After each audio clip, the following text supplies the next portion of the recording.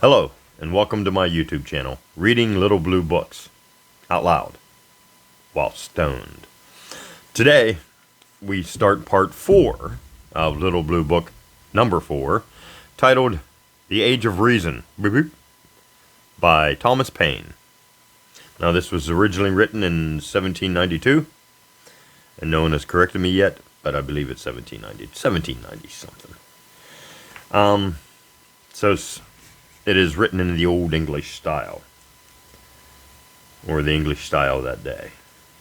And so it's a little wordy in parts. And it looks like we left off on top of page 49. So, The Age of Reason by Thomas Paine, part 4.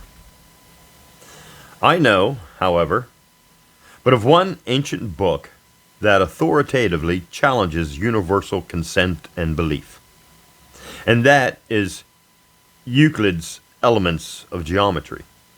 And the reason is because it is a book of self-evident demonstration, entirely independent of its author and of everything relating to time, place, and circumstance. The matters contained in that book would have the same authority they now have, had they been written by any other person, or had the work been anonymous, or had the author never been known. For the identical certainty of who was the author makes no part of our belief in the matter contained in the book, but it is quite otherwise with respect to books ascribed to Moses, to Joshua, to Samuel, etc. Those are books of testimony, and they testify of things naturally incredible, and therefore the whole of our belief as to the authenticity of these books rests in the first place upon the certainty that they were written by Moses, Joshua, and Samuel. Secondly, upon the credit we give to their testimony. We may believe that first, that is, we may believe the certainty of the authorship and not the testimony. In the same manner that we may believe that the certain person gave evidence upon a case and yet not believe the evidence that he gave. But if it should be found that the books ascribed to Moses, Joshua, and Samuel were not written by them, every part of the authority and authenticity of those books is gone at once. Or invented testimony. Neither can there be anonymous testimony, more especially as to things naturally incredible, such as that of talking with God face to face, or that of the sun and the moon standing still at the command of a man. The greater part of the other ancient books are works of genius, of which kind are those ascribed to Homer, to Plato, to Aristotle, to Demosthenes, to Cicero, etc. Hence again, the author is not essential in credit we give to any of those works, for as works of genius, they would have the same merit they have now, were they anonymous. Nobody believes the Trojan story, as related by Homer, to be true, for it is the poet only that is admired, and the merit of the poet will remain, though the story be fabulous. But if we disbelieve the matters related by the Bible authors, Moses, for instance, as we disbelieve the things related by Homer, there remains nothing of Moses, in our estimation, but an impostor. As to the ancient historians from Herodotus to Tacitus, we credit them as far as they relate things probable and credible, and no further. For if we do, we must believe that 2 miracles which Tacitus relates were performed by Thespian, that of curing a lame man and a blind man, in just the same manner, as the same things are told of Jesus Christ by his historians. We must also believe the miracle cited by Josephus, that of the Sea of Pamphylia, something like that. opening to let Alexander and his army pass, as is related of the Red Sea in Exodus. These miracles are quite as well authenticated as the Bible miracles, and yet we do not believe them. Consequently, the degree of evidence necessary to establish our belief of things naturally incredible, whether in the Bible or otherwise, is far greater than that which obtains our belief to natural and probable things. And therefore, the advocates for the Bible have no claim to our belief of the Bible, because that we believe things stated in other ancient writings, since we believe the things stated in those writings no further than they are probable and credible, or because they are self-evident, like Euclid, or admire them because they are eloquent or elegant, like Homer, or approve them because they are sedate, like Plato, or judicious, like Aristotle. Having premised these things, I proceed to examine the authenticity of the Bible, and I begin with what are called the 5 books of Moses: Genesis, Exodus, Leviticus, Numbers, and Deuteronomy.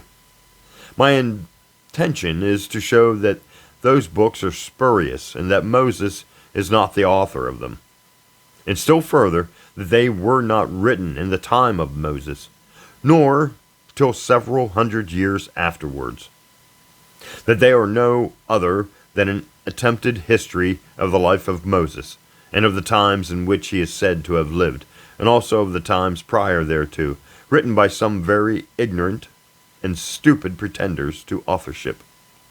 Several hundred years after the death of Moses, as men now write histories of things that happened, are supposed to have happened several hundred or several thousand years ago.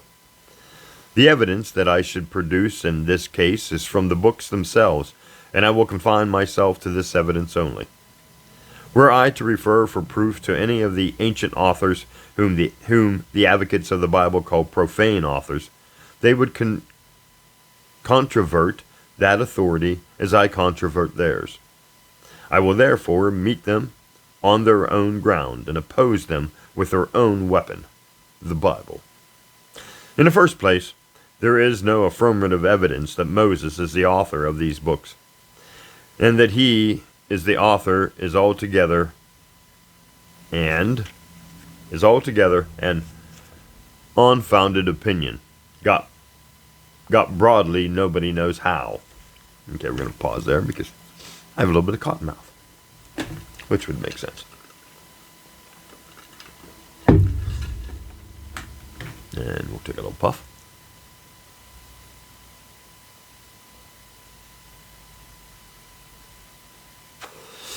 I like these frames.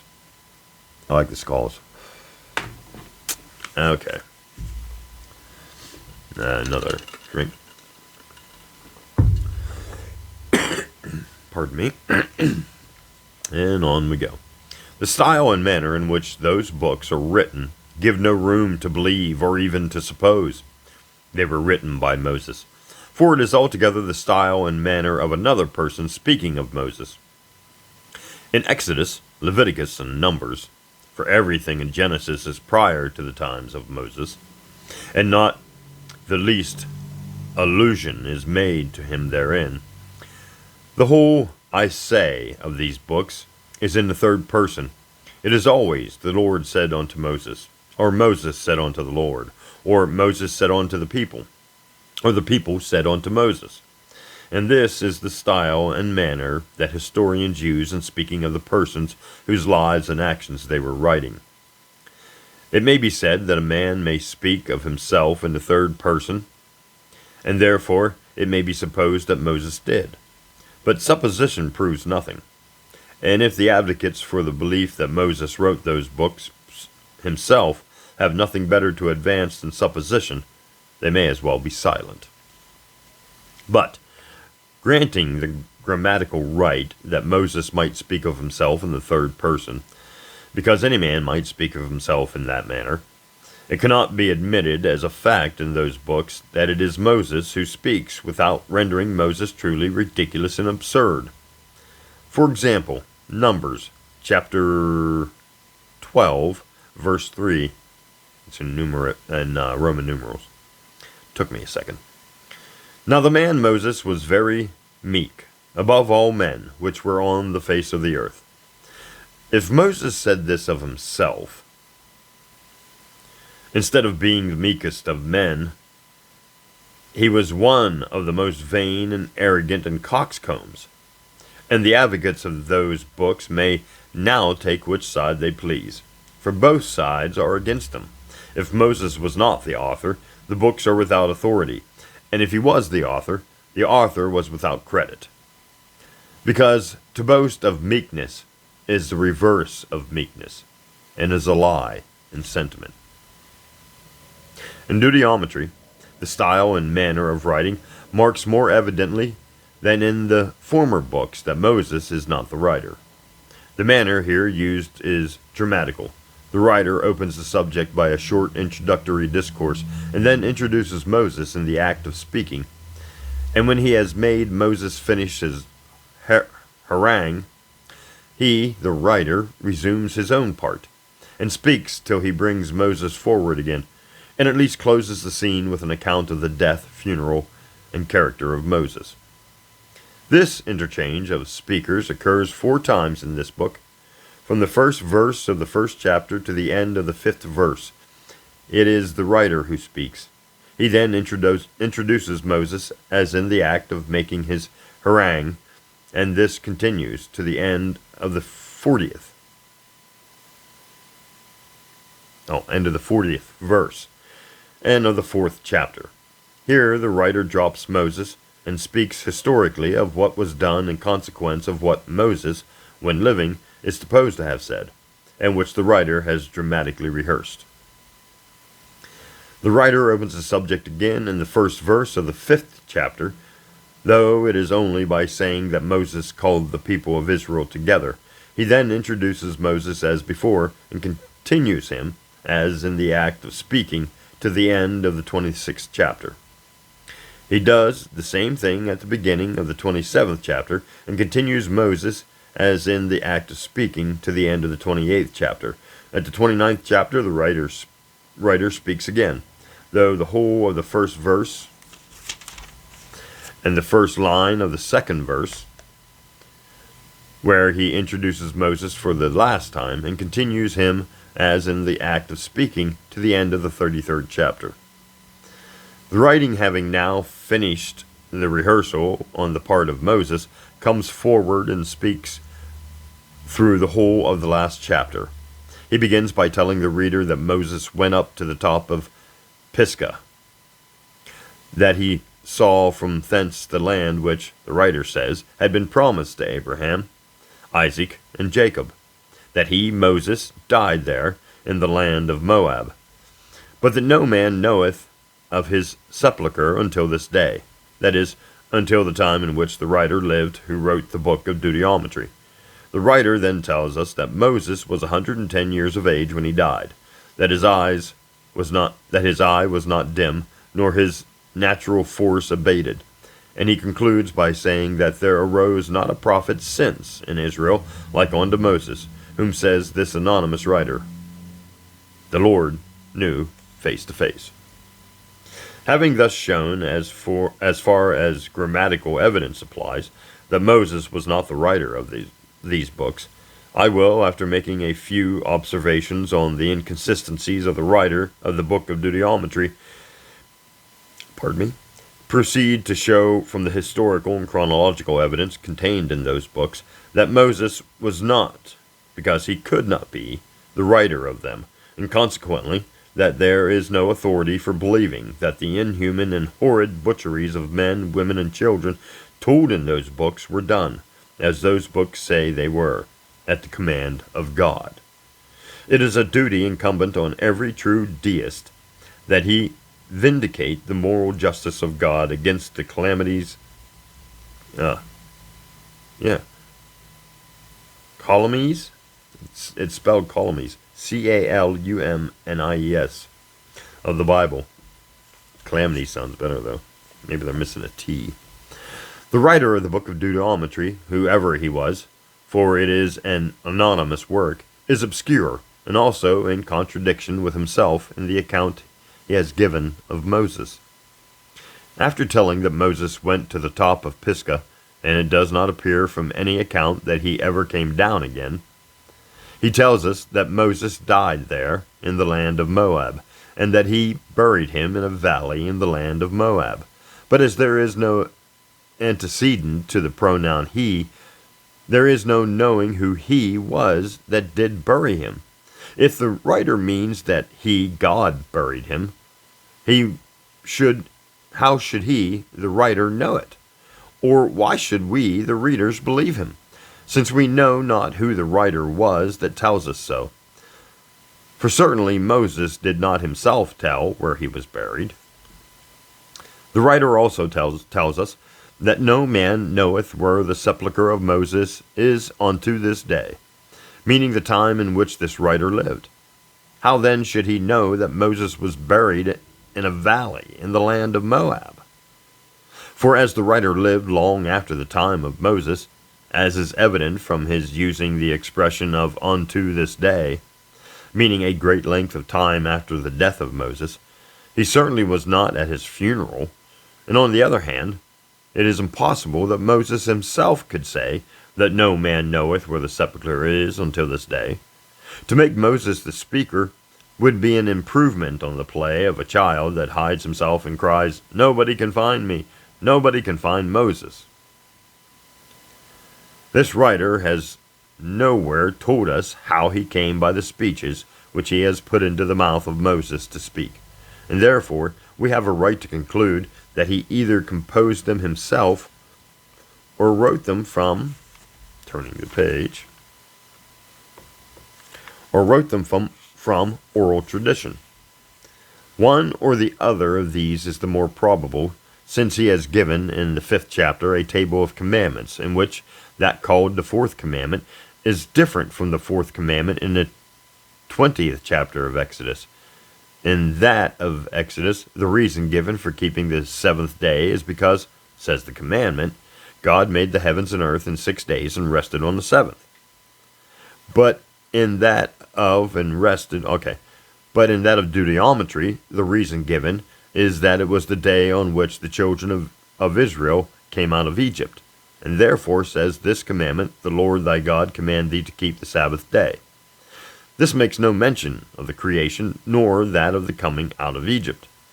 There are also many things given as laws of Moses in this book that are not to be found in any of the other books, among which is that inhuman and brutal law, chapter 21, verse 18, 19, 20, and 21, which authorizes parents, the father and the mother, to bring their own children to have them stoned to death for what it is pleased to call stubbornness. But priests have always been found of preaching up Deuteronomy, for Deuteronomy preaches up tithes. And it is from this book, chapter 25, verse 4, they have taken the phrase and applied it to tithing, that thou shalt not muzzle the ox when he treadeth out the corn, and that this might not escape observation, they have noted it in the table of contents at the head of the chapter. Though it is only a single verse of less than 2 lines, O priests, priests, ye are willing to be compared to an ox, for the sake of tithes. Though it is impossible for us to know identically who the writer of Deuteronomy was, it is not difficult to discover him professionally, that he was some Jewish priest who lived, as I shall show in the course of this work, at least 350 years after the time of Moses. That's quite a long time. And we're going to take a hydration break. Now my nose is itchy for some reason. Man, look how red my eyes are. I'm pretty high. Okay, here we go.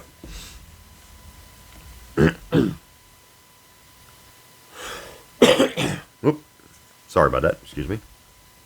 I came now to speak of the historical and chronological evidence. The chronology that I shall use is the Bible chronology, for I mean not to go out of the Bible for evidence of anything, but to make the Bible itself prove historically and chronologically that Moses is not the author of the books ascribed to him, It is therefore proper that I inform the reader, such and one at least as may not have the opportunity of knowing it, that in the larger Bibles, and also in some smaller ones, there is a series of chronology printed in the margin of every page for the purpose of showing how long the historical matters stated in each page happened, or are supposed to have happened, before Christ, and consequently the distance of time between one historical circumstance and another. I begin with the book of Genesis. Itchy nose. Do I have a mustache hair, maybe? I begin with the book of Genesis. In the 14th chapter of Genesis, the writer gives an account of Lot being taken prisoner in a battle between the 4 kings against 5, and carried off, and that when the account of Lot being taken came to Abraham, he armed all his household and marched to rescue Lot from the captors, and that he pursued them unto Dan. Verse 14. To show in what manner this expression of pursuing them unto Dan applies to the case in question, I will refer to 2 circumstances, the one in America, the other in France. The city now called New York in America was originally New Amsterdam, and the town in France, lately called Havre Marat, and I'm probably not pronouncing that correctly, was before called, turn the page, Havre de Grace. New Amsterdam was changed to New York in the year 1664. Havre de Grace, or de Grace, to Havre Marat in 1793. Should therefore any writing be found, though without date, in which the name of New York should be mentioned, it would be certain evidence that such a writing could not have been written before. It must have been written after New Amsterdam was changed to New York, and consequently not until after the year 1664, or at least during the course of that year. And, in like manner, any dateless writing with the name of Havre Marat would be certain evidence that such a writing must have been written after Havre de Grace became Havre Marat, and consequently not until after the year 1793, or at least during the course of that year. I now come to the application of those cases, and to show that there was no such place as Dan, so many years after the death of Moses, and consequently that Moses could not be the writer of the book of Genesis, where this account of pursuing them unto Dan is given. The place that is called Dan in the Bible was originally a town of the Gentiles called Laish, and when the tribe of Dan seized upon this town, they changed its name to Dan, in commemoration of Dan, who was the father of that tribe, and the great-grandson of Abraham.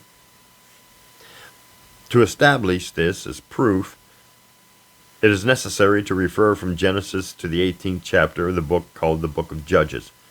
It is there said, verse 27, that they, the Danites, came unto Laish, to a people that were quiet and secure, and they smote them with the edge of the sword. The Bible is filled with murder. And burned the city with fire, and they built a city, and dwelt therein, and they called the name of the city Dan, after the name of Dan, their father, howbeit the name of the city was Laish at the first. This account of the Danites taking possession of Laish and changing it to Dan is placed in the book of Judges immediately after the death of Samson. The death of Samson is said to have happened 1,120 years before Christ, and that of Moses 1,451 years before Christ. And therefore, according to the historical arrangement, the place was not called Dan until 331 years after the death of Moses. There is a striking confusion between the historical and the chronological arrangement in the book of Judges. The five last chapters, that didn't make sense to me, the last 5 chapters. The 5 last chapters, as they stand in the book, 17, 18, 19, 20, 21, are put chronologically before all the preceding chapters. They are made to be 28 years before the 16th chapter, 266 before the 15th, 245 before the 13th, 195 years before the 9th, 90 years before the 4th, and 15 years before the first chapter. This shows the uncertain and fabulous state of the Bible. According to the chronological arrangement, the taking of Laish and giving it to the name of Dan is made to be 20 years after the death of Joshua, who was a successor of Moses, and by the historical order, as it stands in the book, it is made to be 306 years after the death of Joshua, and 331 after that of Moses. But they both exclude Moses from being the writer of Genesis because according to either of the statements, no such place as Dan existed in the time of Moses. And therefore, the writer of Genesis must have been some person who lived after the town of Laish had the name of Dan. Who that person was, nobody knows. And consequently, the book of Genesis is anonymous and without authority. I proceed now to state another point of historical and chronological evidence, and to show therefrom, as in the preceding case, that Moses is not the author of the book of Genesis. In the 36th chapter of Genesis, there is given a genealogy of the sons and descendants of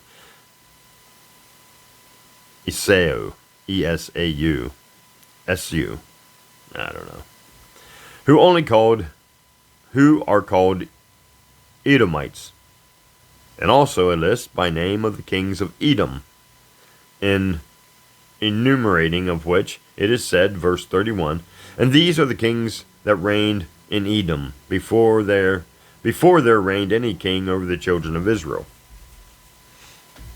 Now, were any dateless writings to be found in which, speaking of any past events, the writer should say, these things happened before there were any Congress in America, or before there was any convention in France, it would be evident that such writing could not have been written before, and could only be written after there was a Congress in America, or a convention in France, as the case might be, and consequently, that it could not be written by any person who died before there was a Congress in one country or a convention in the other.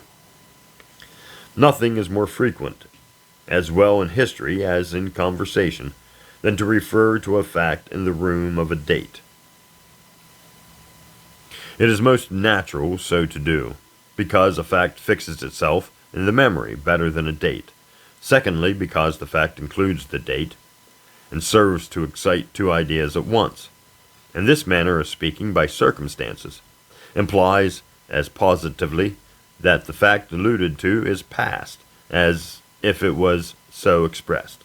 When a person speaking upon any matter says, it was before I was married, or before my son was born, or before I went to America, or before I went to France, it is absolutely understood and intended to be understood that he has been married, that he has had a son, that he has been in America or been in France. Language does not admit of use this mode of expression in any other sense. And whenever such an expression is found anywhere, it can only be understood in the sense in which only it could have been used. See how wordy this thing is? The passage, therefore, that I have quoted, that these are the kings that reigned in Edom before there reigned any king over the children of Israel, can only have been written after the first king began to reign over them. And consequently, that the book of Genesis, so far from having been written by Moses, could not have been written till the time of Saul, at least. This is the positive sense of the passage, but the expression any king implies more kings than one at least. It implies two, and this will carry it to the time of David. And, if taken in a general sense, it carries itself through all the time of the Jewish monarchy. Had we met with this verse in any part of the Bible that professed to have been written after kings began to reign in Israel, it would have been impossible not to have seen the application of it. It happens that this is the case. The two books of Chronicles, which gave a history of all the kings of Israel, were professedly, as well as in fact, written after the Jewish monarchy began. And this verse that I have quoted, and all the remaining verses of the 36th chapter of Genesis, are, word for word, in the first chapter of Chronicles, beginning at the 43rd verse. Ooh, we're at 30 minutes. And I think that's where we're stopped. And that stops us on page 62.